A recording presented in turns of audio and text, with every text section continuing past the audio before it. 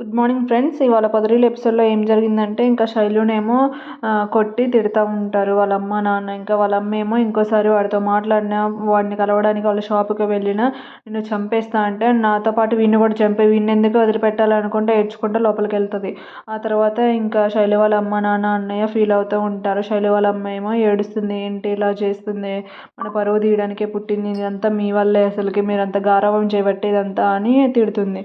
ఆ తర్వాత ఇంకా చక్రి వాళ్ళ ఇంట్లోనేమో క్యారమ్స్ ఆడుతూ ఉంటారు నలుగురు. చక్రి, కేశవ, ఇంకా మహాలక్ష్మి అండ్ కన్నా ఆడుతూ ఉంటారు. అంతలోకే కేశవకి బుస్సు గుర్తొచ్చి ఫోన్ చేయలే నిన్నటి నుంచి ఎలా ఉందా అని లేస్తాడు. అయితే ఎక్కడికి వెళ్ళిపోతున్నారు అంటే కొంచెం పని ఉందంటే ఈరోజు సండే, ఏం పని లేదు కానీ కూర్చోండి అని అంటే చిన్న పని అంటే చిన్న పని లేదు ఏం లేదు, కూర్చోండి ఆడదామని అంటే సరే అని కూర్చుంటాడు. ఆ గేమ్లో ఇంకా కేశవను చక్రి విన్ అవుతారు. విన్ అయితే ఇంకా చక్రినేమో కన్నాకి సైడ్కి పిలిచి, అరే పార్క్కి వెళ్దాం, మీ వదినతో చెప్పురా, నా మాట కాకుండా నువ్వు అడిగినట్టు అడుగురా అంటే సరే అన్నయ్య అని అంటాడు.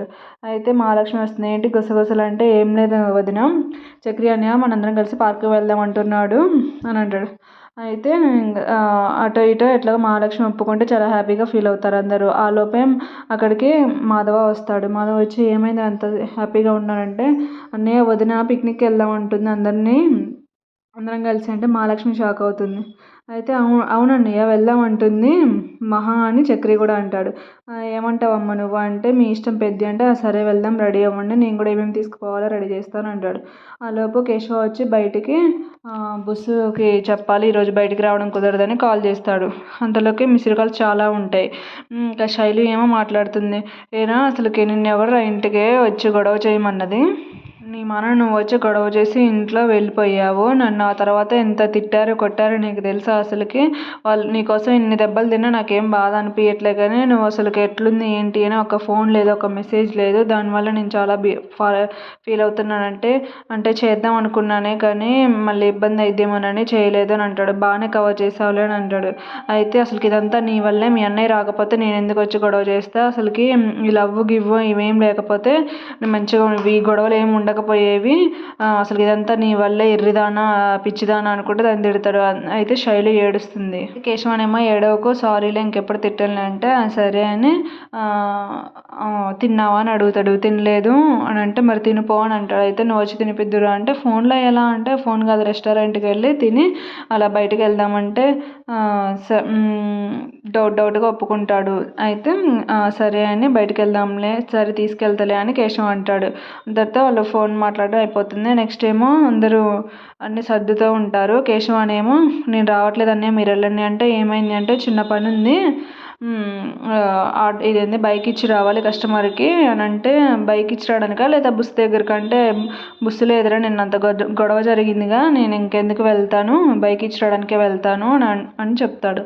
ఆ తర్వాత అందరేమో రెడీ అయ్యి హాల్లోకి వస్తారు. వచ్చిన తర్వాత ఏంటి మరి మీ నాన్న రావట్లేదు అంటే వద్దులేమ్మా అక్కడికి, ఆయన ఎందుకు అని అంటే లేదు లేదు నేను పిలిస్తే తీసుకొని వస్తా, కొడుకులతో సరదాగా గడపాలని ఆయనకు కూడా ఉంటుంది అని చెప్పి బయటకు వచ్చి నారాయణని పిలిచి బయటకు వెళ్తున్నామంటే నన్ను వద్దన్నారుగా అంటే నేను చెప్పే వాళ్ళు కూడా ఒప్పుకున్నారు, రెడీ అవ్వండి అని అంటే ఓకే మాత 1 minute రెడీ అవుతా అని లోపలికి వెళ్తాడు నారాయణ.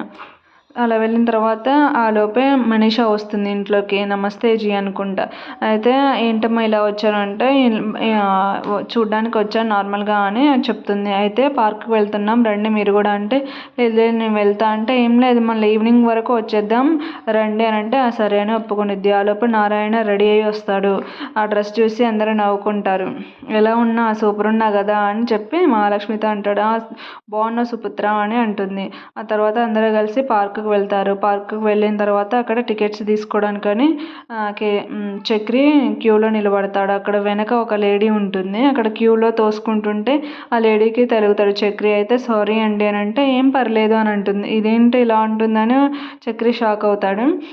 ఆ తర్వాత టికెట్స్ తీసుకొని బయటకు వచ్చాక కూడా నార్మల్గా వెనక్కి తిరిగి చూస్తాడు. ఆమెకెళ్ళి ఆమె మంచిగా నవ్వుకుంటూ చూస్తుంది.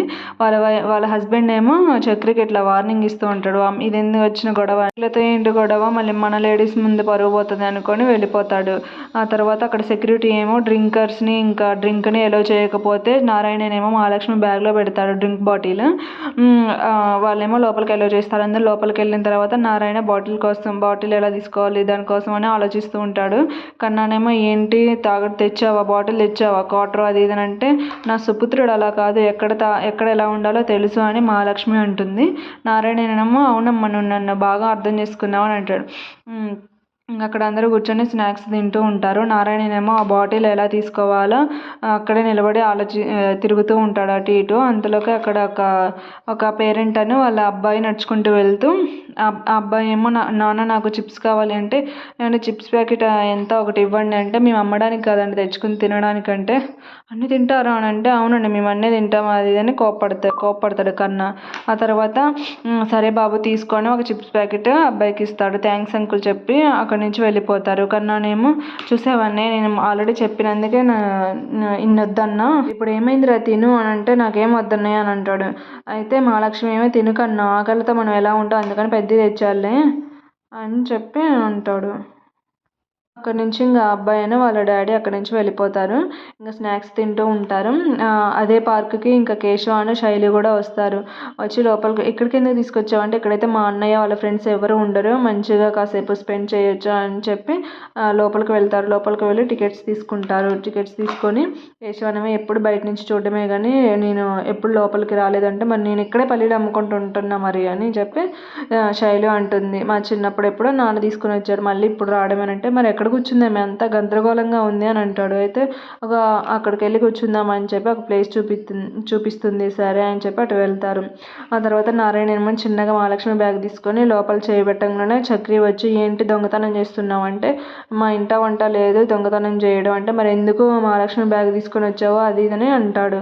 అంతలోకి అందరు చూస్తారు. మహాలక్ష్మి ఏమో ఏముంది ఆ బ్యాగ్ తీసుకొని రండి ఇటు అని అంటే తీసుకొని వెళ్ళి చక్రి ఇస్తాడు. అందులోనేమో మందు సీసా ఉంటుంది. చూసి కోపంగా నారాయణని తిడతారు. అసలు మీకు బుద్ధి ఉందా ఇక్కడికి ఎందుకు తెచ్చుకున్నారు అని. ఒకవేళ సెక్యూరిటీని చూస్తే నా పరువు పోయేది కదా అది ఇదని తిడితే నారాయణనేమో అలాగే చెట్టు దగ్గరికి వెళ్ళి నిలబడతాడు. అయితే మహాలక్ష్మినేమో నా సుపుత్రుడు అలిగిండ్రా కన్నా అంటే నేను బొంగమూతి కూడా పెట్టుకున్నా అని నారాయణ అంటాడు. ఆ తర్వాత ఇంక అక్కడే అందరూ కూర్చొని చిప్స్ తింటూ ఉంటారు. మనీషనేమో స్నాక్స్ సూపర్ ఉన్నాయి అని చెప్పి అంటుంది. ఇంక అందరూ నవ్వుకొని చాలా హ్యాపీగా ఉంటారు. ఈ రోజుతో ఈ ఎపిసోడ్ ఎండ్ అయిపోతుంది.